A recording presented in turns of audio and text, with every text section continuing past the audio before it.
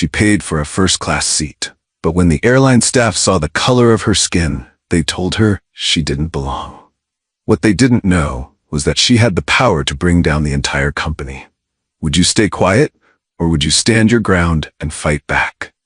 If you believe dignity should never be denied, hit that like button, share this story, and subscribe for more powerful, true, inspired stories.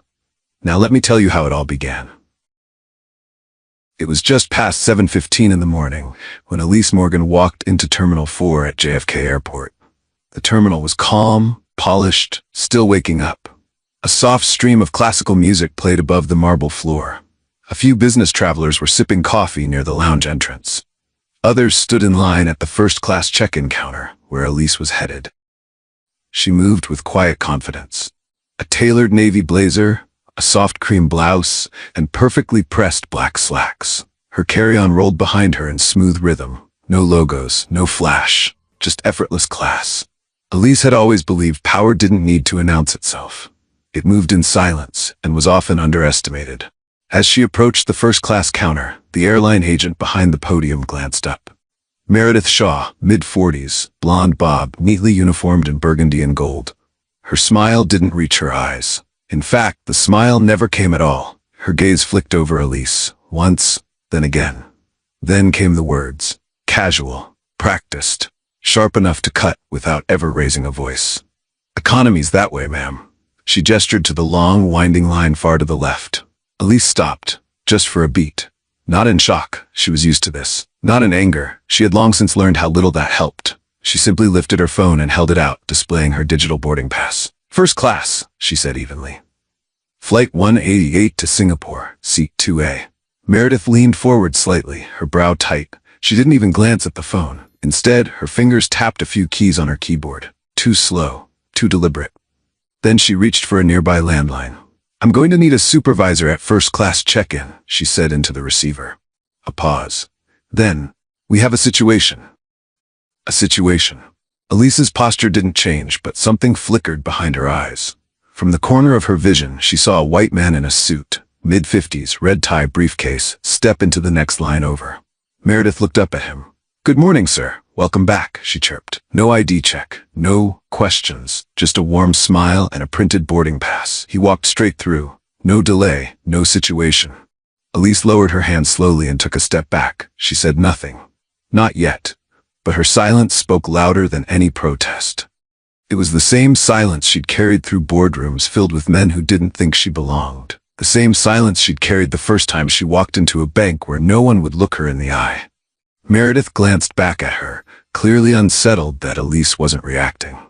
But Elise just stood there, poised, still, waiting. And in that stillness, something shifted. The air around the check-in counter grew heavy. The tension wasn't loud, but it was palpable.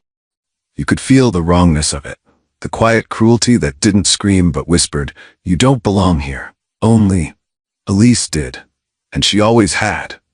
This was just the beginning. The wind hadn't picked up yet, but a storm was coming. Elise stepped away from the check-in counter and headed toward security. She didn't glance back. She didn't need to. That moment was over. But something colder had settled over her shoulders, like a thin layer of frost under her skin. At the TSA checkpoint, the line for pre-check was almost empty, just as expected for first-class travelers. She scanned her boarding pass, walked forward, and prepared to place her items in the bins. That's when she heard it. Ma'am, please step to the left. Random screening. The voice was flat, automatic. But as Elise turned, her eyes scanned the other travelers. 3 white businessmen had walked through just before her. All in suits. None stopped. None searched. She looked at the random screening line. A young black couple, an older Hispanic woman, a man in a turban. Random? She didn't say a word. She simply nodded, removed her shoes, and placed her carry-on and briefcase into the tray, along with her watch. A Patek Philippe, custom-made. A gift to herself the day her company went public. Not just a watch, a symbol. She walked into the glass body scanner, arms raised, still, compliant. The machine beeped, of course. Then came the pat-down. The TSA officer, male, broad, wearing latex gloves, motioned for her to step aside. This won't take long, he said, but his tone was indifferent, disconnected. He ran his hands over her arms, then her back, down her legs, across her waist. Too long, too firm, too familiar. His fingers lingered, checked the same places twice, pressed harder than needed. Elise stood stone still, not because she was okay, but because she knew what would happen if she flinched. If she objected, she would become the angry black woman. And once labeled that way, nothing she said would matter. The search ended. The agent waved her off. "You're good." She walked back to the metal table, picked up her bag, and stopped. Her watch. Gone. The tray was empty. She searched the bin again. Nothing. Elise's heart jumped, not in panic, but in that quiet, restrained fury that felt like static in her chest. "Excuse me," she said calmly to the officer nearby. "My watch is missing." He shrugged without even turning. "If it was in there, it would have come through." "I placed it in the bin myself," she replied. "I'd like to see the footage." The officer finally looked up, bored. "You'll need a supervisor." And so began the 15-minute standoff. Elise stood by the conveyor belt, repeating herself, firm, but not loud, controlled, but unwavering. Some officers rolled their eyes. One suggested she'd forgotten to wear it at all. Another said maybe it had slipped into her bag. But Elise didn't budge. Finally, a young TSA employee walked over. Clean-shaven, maybe mid-20s, name badge reading Leo Tran. He looked from Elise to the bin, then back again. He glanced over his shoulder, then quietly stepped aside to a second row of bins near the side table, where misplaced items often ended up. Moments later, he returned, holding a small velvet pouch. "Miss Morgan?" he said gently. He opened the pouch just slightly so only she could see. Her watch. Elise exhaled softly, more out of confirmation than relief. Leo hesitated, then added under his breath, "You're Elise Morgan, right? From Orion?" She blinked, just once. "My sister, she's a coder. High school senior. Did her final project on your career." He offered a small smile. "She thinks you're unstoppable." Elise didn't smile back. Not quite, but something softened in her face just a little.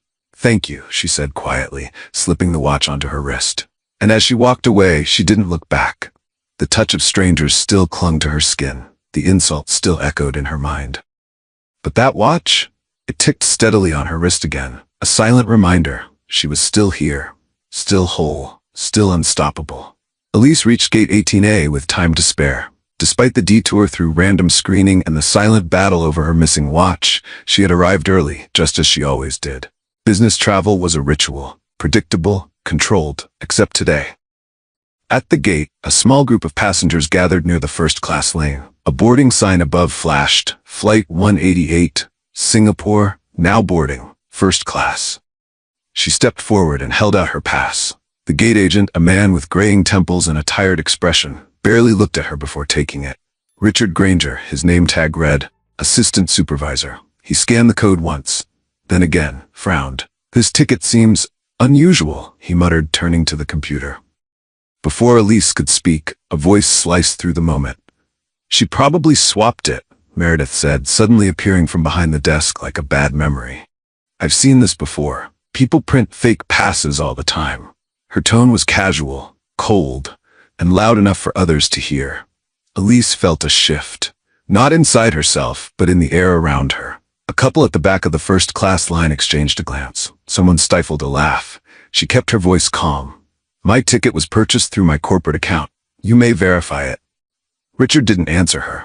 Instead, he picked up the phone and mumbled a few words into the receiver. "Security, Gate 18A, possible verification needed." Verification. It wasn't the word that hurt, it was the weight behind it. The implication, the suspicion, the assumption. Other passengers were glancing now, phones in hand. One woman whispered, "She's probably trying to sneak in."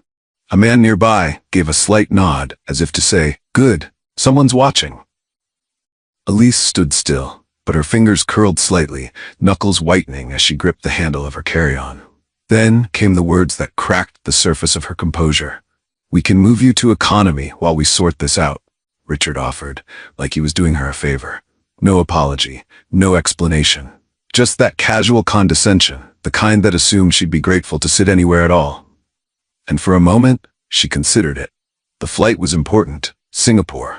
The conference. The deal. Maybe it would be easier just to take the seat. Fly in silence. Let it go. Maybe that was the practical thing to do. She glanced down. Her fingers brushed the face of her watch. Still ticking. Still warm from her skin. Her eyes drifted, unfocused, as a memory surfaced, uninvited but vivid. Flashback. She was 10, sitting in a faded vinyl chair at the back of a bank in Atlanta. Her mother stood at the teller window, holding a check, her paycheck, waiting for it to clear. The man behind the glass said, "We need to verify your employer." Then he said, "We don't cash checks from cleaning companies without ID from the manager." Her mother smiled politely, explained, offered documentation. But the man refused to look at her. Eventually, they were asked to step aside. Little Elise watched her mother sit down beside her.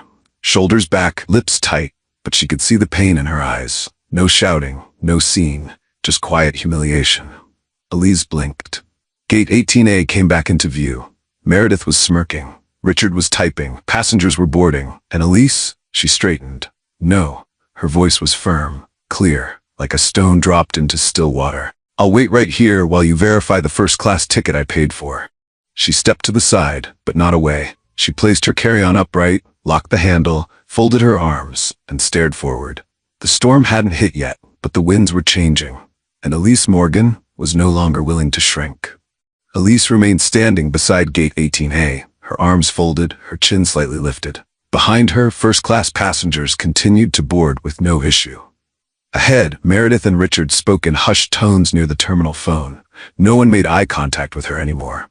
They looked through her, around her, past her. And yet, Elise stood still. From the outside, she looked composed, calm, almost indifferent. But inside, she was remembering. Not the headlines, not the speaking engagements or awards. She was remembering how the fire was forged. She was 14 when she first opened the back of a broken computer tower. It wasn't hers, of course. Nothing ever was. Her neighbor had thrown it out. She pulled it from the trash and dragged it home like treasure. The machine was ancient, dusty, and dead silent. But Elise wasn't afraid. Her mother worked nights cleaning office buildings. Her pay barely covered rent on their small 2-bedroom apartment. There were months they lived on boxed macaroni and dollar store cereal. Elise knew, if she wanted more, she'd have to build it herself. So, every afternoon she came home from school and took that broken tower apart, screw by screw, wire by wire. She didn't know what she was doing. But she had a library card, a second-hand DOS manual, and a mind that refused to let go. Within months, she wasn't just fixing computers, she was building them. She cleaned up electronics from pawn shops, resold them, and started charging local businesses to repair their systems. By 16, she was making enough to help her mom cover rent. By 17, she had a side business. And by 18, she had perfect SAT scores. She applied to 10 Ivy League schools, accepted by none, waitlisted by 6. One rejection letter simply read, "While your academic achievements are impressive, we are looking for candidates with broader extracurricular diversity." Elise reread that line 10 times. It wasn't that she lacked potential. It was that she lacked pedigree. She ended up attending a local state university on a partial scholarship, studying all night, working 2 jobs by day. While others partied or studied abroad, she filed taxes for tech contractors and debugged printers at law offices just to pay tuition. Elise joined a fast-growing software company straight out of college. The office was modern, open concept, filled with ping-pong tables and cold brew taps. The men who ran it called themselves disruptors. But disruption, it turned out, had a very specific look. White, male, and Stanford-educated. Elise outperformed every colleague in her department. She built a scheduling algorithm that saved the company $4.2 million in staffing inefficiencies. Her manager took the credit. He called it a team effort. When Elise tried to correct him in the meeting, he smiled and said, "That kind of attitude doesn't play well in this industry." She was passed over for promotion. Twice. So she left. At 28, Elise took every dollar she had, savings, a small business loan, even a pawn bracelet her mother gave her, and founded Orion Systems. Her first office was her 600-square-foot apartment. Her first employees, 3 friends from school who believed in her more than any investor ever had. They worked for equity, not salary, in a room with bad insulation and a shared printer. And they built it. From nothing. Into a company with thousands of employees, global contracts, and a name whispered in tech circles as the next great revolution. Elise didn't need to explain herself to Meredith. She didn't need to raise her voice at Richard. She had built empires while being ignored, overlooked, dismissed. This gate? It was just another checkpoint. And Elise Morgan? She had never needed permission to pass through any door. Elise had been sitting at the customer service desk for nearly 20 minutes. The metal chair was cold. The lighting was harsh. The staff had stopped acknowledging her presence altogether. Richard had returned to the gate. Meredith was now greeting passengers with her signature forced smile, as if Elise had simply vanished. But she hadn't. She was watching. Her fingers rested lightly on the edge of the desk. Her face betrayed nothing. But inside, Elise was doing calculations, timelines, logistics, strategy. Then, her phone buzzed. The vibration was subtle, but it cut through the noise around her like a blade. Caller ID, Jasper Lynn, Chief Strategy Officer at Orion Systems, the man who had helped her build her company from the ground up. She answered with a quiet, steady voice. Jasper. Elise, we have a problem. No, she said. Skynova has a problem. There was a pause on the line. Elise didn't speak. She let the silence settle like dust. Then Jasper said carefully, the Singapore delegation wants a decision by tomorrow morning. They're finalizing the paperwork. We can't delay any longer. Elise closed her eyes just for a moment. Singapore. She wasn't just flying there to deliver a keynote. This wasn't just another conference. It was the final phase of the acquisition negotiation between Orion Systems and the Singapore Sovereign Fund. A deal that would secure a $3.7 billion global corporate travel contract. One that would decide which airline would serve over 40 multinational companies in Orion's partnership network for the next 5 years. 3 airlines were in consideration. Skynova was one of them. Today was their test, and they didn't even know they were being evaluated. Until now. Where are we with the internal metrics? She asked. On track. User experience was supposed to be today's final data point, Jasper replied. Another pause. Elise, you sure you want to use what just happened? It could go nuclear. Elise didn't blink. Her voice was calm, measured, final. Initiate Delta Protocol. Jasper was silent. She could hear him exhale slowly. Then he said just one word. Understood. She ended the call and placed the phone face down on the desk. A gate agent nearby was laughing with another staff member, tossing candy into her mouth as she joked about the woman who thought she could fly first class on charm alone. Elise didn't move. Delta Protocol wasn't just a contingency. It was a comprehensive sequence of legal, technical, financial, and PR maneuvers developed by Orion's executive team for situations involving discriminatory obstruction of high-stakes operations. It had never been activated before. Until now. This wasn't about a seat. This was about a system, the one they thought she couldn't touch, and they were about to learn who Elise Morgan truly was. At exactly 10:42 a.m., something strange began to happen. It started as a flicker. Above gate 18A, the departure screen glitched, just once, then turned completely black. A second later, the gate numbers on the adjacent monitors froze. All around the terminal, the electronic signage stuttered, then blinked off in unison. Then came the silence. The airport PA system, usually a constant stream of boarding calls and final warnings, cut off mid-sentence. Final boarding for Flight 180A. Static. Then, nothing. The background noise of travel fell away. No announcements, no updates, just murmurs. People looked around, confused. A few reached for their phones. TSA agents glanced at each other. Gate attendants began tapping their screens, then pressing buttons harder. A woman in a navy blazer at gate 20 waved her hands at the monitor. My system just froze, she called to another agent. One by one, Skynova employees began to panic. A supervisor picked up a landline, only to discover it was dead. Wireless headsets dropped signal. Luggage belts at the check-in counters stopped moving. The entire Skynova infrastructure had gone dark. And at the edge of it all, Elise Morgan sat motionless. She didn't reach for her phone. She didn't smile. She simply turned her head and looked directly at Richard Granger. He was fumbling with the tablet at his podium, tapping furiously. Elise tilted her chin slightly. Her eyes were calm, but behind them, something sharp flickered. She didn't say it loudly. She didn't need to. You picked the wrong day. Richard looked up, startled, as if hearing her voice for the first time. Across the waiting area, Meredith was now pacing, chewing the edge of her thumb. She whispered frantically to another employee, but her mic wasn't working. Nothing was working. Passengers stirred in their seats. Some got up. A businessman near the corner squinted at his phone. "I think their app just crashed," he muttered. And then, just loud enough to cut through the quiet, a college-aged girl with a laptop open turned to her friend and said, "Wait, is that Elise Morgan?" Her friend blinked. "The tech CEO? She's on the cover of Business Weekly this month. My professor literally quoted her last week in our ethics lecture." Heads began to turn. Phones came out. Cameras lifted. The energy shifted. Again. People who had ignored her now leaned in. Others who had dismissed her started to whisper. Some were still confused, but not Elise.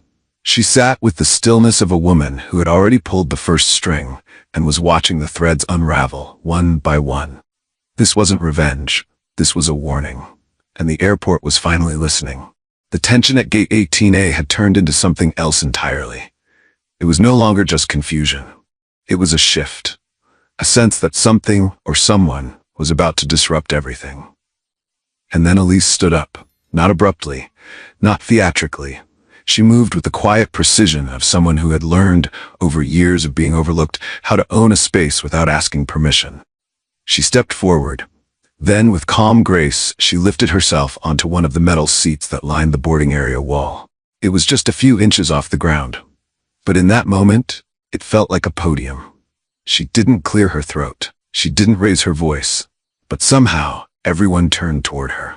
"I know some of you are wondering what's going on," she said evenly. "You've seen the screens go dark, the systems shut down. You've watched me wait quietly while others boarded." She looked across the gate. Eyes met hers. Some were curious, some skeptical. A few pulled out their phones, recording without even realizing it. "My name is Elise Morgan," she said. "I'm the founder and CEO of Orion Systems." That name hit the air like a pin dropped in a cathedral. Someone near the back gasped. Another murmured, "Wait, that Elise Morgan?" A woman pulled out her phone and whispered to her teenage daughter, "She's on the cover of Business Weekly this month." But Elise wasn't finished. "I'm not just a passenger on this flight," she said. "I am also the largest individual shareholder in Skynova Airlines." She let it sit, just for a second. "I currently hold 28% of this company." The silence snapped. Gasps. Whispers. Phones lifted higher. Live streams started streaming. Across the terminal, Skynova staff froze.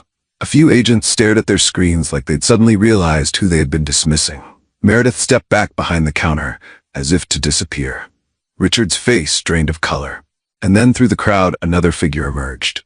Bradley Monroe. CEO, Skynova Airlines. Silver hair, tailored suit, and the kind of smile that had been trained at golf clubs and shareholder dinners. He approached the gate slowly, surrounded by 2 assistants and a press liaison. He looked at Elise, still standing calmly on the chair, head high, voice steady. There was a flicker of confusion in his eyes. Then came the performance. "Miss Morgan," he said smoothly, not even waiting for an introduction, "there's clearly been a misunderstanding. I assure you, this situation doesn't reflect the values of Skynova Airlines." He smiled for the cameras. Elise didn't return the gesture. Instead, she met his gaze directly. "I think you should find out who you're speaking to, Mr. Monroe," she said, "before you start offering apologies." Bradley Monroe's smile faltered, but only slightly. The cameras were on. His team was watching. So he took a step forward, adjusting his tie with that well-practiced air of control. "Elise," he said, dropping the formalities. "I think we're all aware that today's events don't reflect our company's values. What happened to you is deeply regrettable, and I'd be happy to offer our corporate jet to." "Stop." Elise didn't raise her voice, but the room fell still again. "I'm not interested in your jet, Mr. Monroe." She reached into her blazer pocket and pulled out her phone. With a single tap, she opened an email. The screen glowed softly in her palm. "I have here a copy of an internal Skynova email, sent 2 weeks ago, discussing my presence on this very flight." She looked at him, steadily. No drama, no malice, just truth. The subject line was, "Evaluation Watch." Bradley shifted uncomfortably. "That document is confidential." Elise ignored him. The email reads, "If it's really her, be careful. Some people don't know their place." Gasps rippled through the passengers. One woman covered her mouth. Another whispered, "Did he just say that?" Elise didn't flinch. She let the words hang in the air like smoke after a match had been dropped. Bradley's face drained of color. For the first time, he seemed small. Elise turned to the crowd, not for sympathy but for clarity. This wasn't just an oversight. This was policy, your systems, your culture, your leadership. Everything about how this airline functions is built on exclusion disguised as procedure. She stepped down from the chair, stood tall on the ground, yet somehow even more powerful than before. And since we're being transparent, she continued, let me share one more piece of information. She looked straight at Bradley. This flight, this day, was not random. Bradley's mouth opened slightly. He didn't speak. Elise nodded once. Today was the final field evaluation for the $3.7 billion global corporate contract Skynova was being considered for. The silence turned heavy. And after today's performance, I can confidently say Skynova is no longer in the running. The words hit like thunder. A man in a golf polo let out a low whistle. Someone in the back clapped, just once.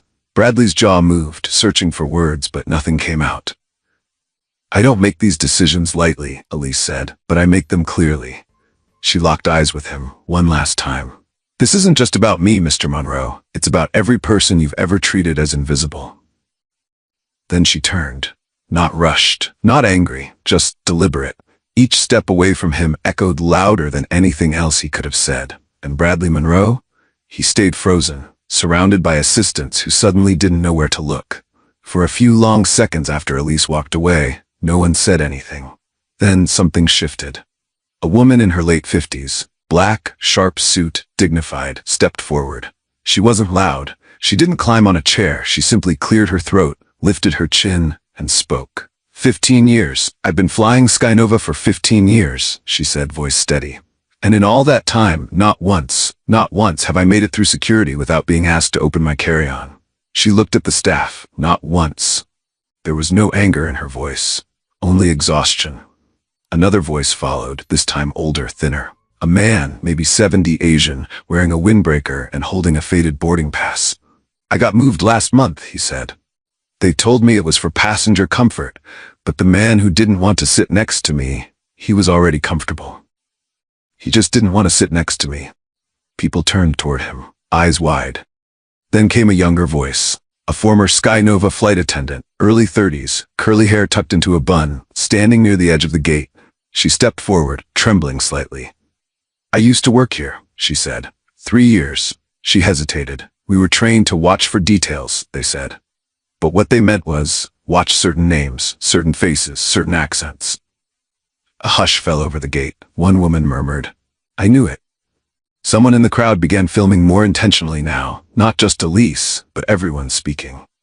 And then it snowballed. A young mother spoke up. They made me weigh my stroller twice, even though it was collapsible. A tall man, Latino, pulled off his cap. They flagged my ID 6 times in 8 flights, told me it was random. An older white gentleman leaned against his cane and said, I didn't say anything when I saw what they did to that woman earlier, but I should have. I've seen it before, too many times. Each voice didn't shout, they didn't demand, they just bore witness. And as each story added to the last, something remarkable happened. The gate stopped being a place to wait. It became a space to remember, to reckon, to rise. And Elise, she stood off to the side now.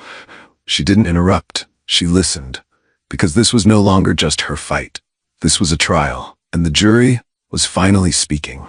The VIP conference room had been cleared within minutes. What began as a gateside confrontation had now triggered a corporate emergency.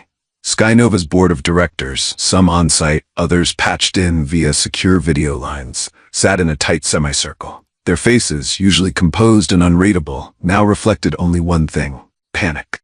Bradley Monroe sat at the head of the table. But this time, there was no power in his posture. Elise stood across from him, flanked by her legal counsel and executive assistant. She wasn't angry. She wasn't smiling. She was simply delivering the facts. We have recorded statements, she said, her voice clear but soft. Timestamps, internal emails, first-hand testimony and footage. She placed a printed folder on the glass tabletop. The documents inside told the story. Years of racial profiling complaints, whistleblower memos, customer service discrepancies sorted by ethnicity. Even a spreadsheet detailing risk profiles where certain surnames were flagged for extra screening. No one said a word. Bradley's hands were flat on the table, fingers splayed, his eyes locked on the folder, but he didn't open it. One board member coughed nervously. Another whispered to an aide off screen. And then it happened. Bradley blinked. His face twitched. He reached for his collar, fingers fumbling with his tie. His breathing changed, short, shallow gasps, his shoulders stiffened. He tried to speak, but only a strained sound came out. Then he slumped back in his chair, clutching his chest. "Bradley?" someone said sharply. Another board member stood. "Someone call medical, now!" The room scrambled. People knocked over water bottles, reaching for phones. One of the virtual feeds went black. But the first to move wasn't his assistant. It was Elise. She crossed the room in 3 long strides and knelt beside him. No dramatics, no hesitation. She loosened his tie, tilted his head gently, checked his pulse, then turned to an intern standing frozen in the doorway. "Get security. Tell them we need paramedics, now." The intern bolted. Bradley's eyes were half-lidded, his breath shallow but returning. He looked up at Elise, confused, dazed, and in that moment, something broke behind his gaze. Not pride, not pain. Recognition. She said nothing. She didn't offer comfort. She didn't say, "I told you so." She just made sure he wouldn't die in that chair. Because justice isn't cruelty, and strength isn't revenge. It's knowing when not to strike. 6 months later, Terminal B at JFK looked different. The screens were newer, the lighting warmer, the uniforms more diverse. The signage offered directions in 5 languages. But most noticeable of all, Gate 18A was gone. In its place stood a wide, open boarding lounge framed in soft wood and sunlight. Above it, new lettering shimmered in brushed silver, Morgan Hall. Not a gate, not a terminal, a space. One wall displayed a vibrant mural, painted by students from local public schools. Scenes of travel, unity, and discovery, stitched together with bright colors and names in dozens of languages. Another corner held a quiet room, for prayer, for meditation, for grief. Next to it, a lending library. Stories written by authors of every background imaginable. Nothing about this place screamed corporate. It whispered inclusion. And in the center of it all, among travelers coming and going, stood Elise Morgan. She wasn't speaking. There was no press conference, no ribbon-cutting ceremony, just her. And a young black girl, maybe 9, maybe 10, clutching a pink backpack and holding Elise's hand. They walked slowly toward the boarding lane. The girl's braids bounced with each step. Her eyes were wide, nervous. She looked up at Elise and asked, "You really built this?" Elise smiled. "Not big, just enough." "I helped," she said, "but it's yours now." They reached the gate. A Skynova agent, this one young South Asian wearing a rainbow pin on her lanyard, knelt down to check the girl's ticket. She smiled warmly. "First time flying alone?" The girl nodded shyly. Elise knelt down beside her and adjusted the strap on her backpack. "Remember something," she said gently. "Next time, you won't just be boarding the plane." She tapped the girl's chest lightly. "You'll be flying it." The girl's eyes widened, and something shifted in her posture. Not confidence, possibility. As she walked away toward the jet bridge, Elise stood back and watched. No fanfare, no speeches. Just a small girl stepping forward, into a world that might just treat her better than had treated those before her. Because change doesn't always arrive with noise. Sometimes it boards quietly and takes flight. Sometimes justice doesn't roar. It rises quietly with dignity and resolve. Elise didn't seek revenge. She stood for truth. And in doing so, she reminded us that real change begins when we refuse to shrink in the face of small-mindedness. This story wasn't just about a seat on a plane. It was about belonging, dignity, and legacy.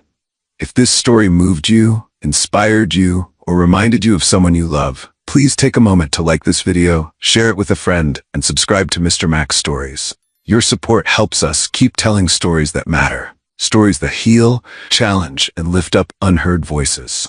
We don't use flashy effects or loud gimmicks, just real narratives, told with heart.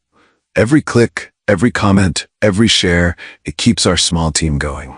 And we're deeply grateful to have you here. From all of us at Mr. Mac's Stories, thank you. Until next time, keep believing in the power of truth and the quiet strength of those who carry it.